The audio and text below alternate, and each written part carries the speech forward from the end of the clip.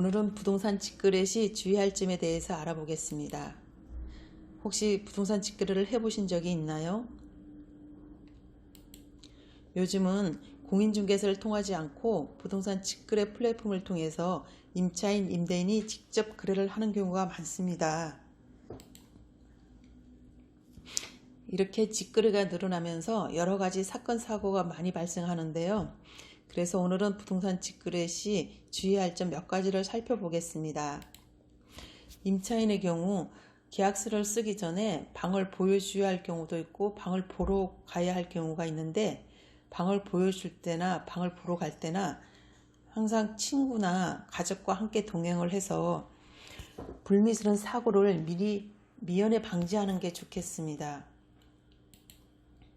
그리고 계약서를 쓸 때 반드시 지켜야 할 기본 사항이 있습니다. 첫째는 계약 전 공부 서류로 기본적인 권리 분석을 해야 합니다. 공부 서류 중 등기사항 증명서를 통해서 소유자가 누구인지, 가압류, 근저당, 전세권 설정, 가처분 등 권리관계가 깨끗한지, 그리고 건축물 대장을 발급받아서 위반 건축물은 없는지, 준공 연도는 언제인지, 면적은 얼마나 되는지를 꼭 확인을 해야 합니다.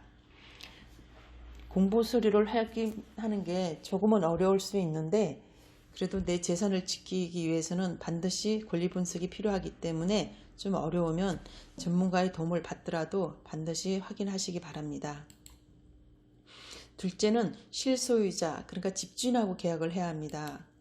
계약을 할 때 이임을 받았다고 대리인이 나오는 경우가 있는데, 대리인이 나오면 반드시 인감증명서랑 주민등록증, 이임장 등을 확인을 하고 이임장에 있는 소유자랑 실제 소유자하고 일치하는지를 확인을 해야 합니다.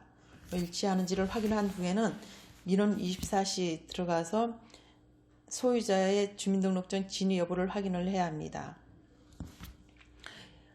저희 사무실에서도 한 3, 4년 전에 사실혼의 아내가 남편 명의로 되어 있는 전세 계약서를 들고 와서 본인 명의로 변경해달라고 요구한 적이 있습니다.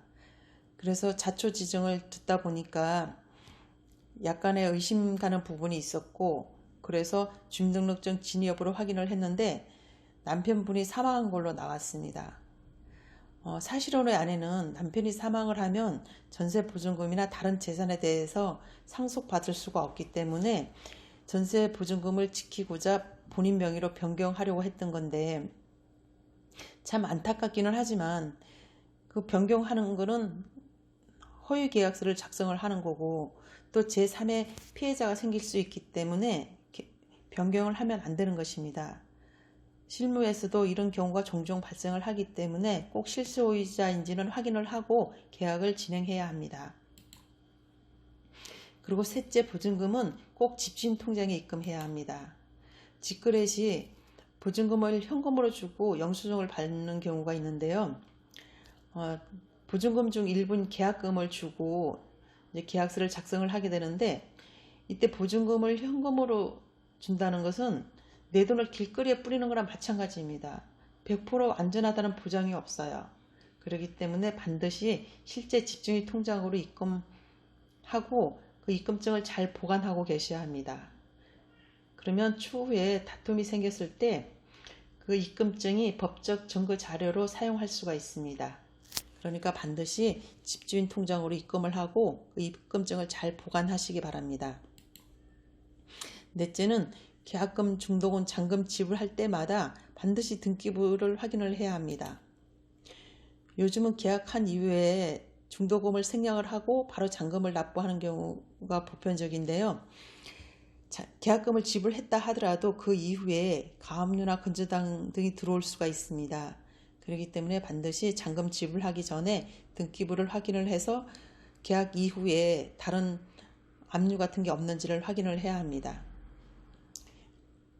그리고 계약서를 작성할 때 계약금은 10% 이내로 하고 나머지는 잔금 시 지불하는 조건으로 하면 최악의 경우 잔금은 지킬 수가 있기 때문에 계약서 쓸 때 한 가지 방법이라고 할 수가 있겠습니다.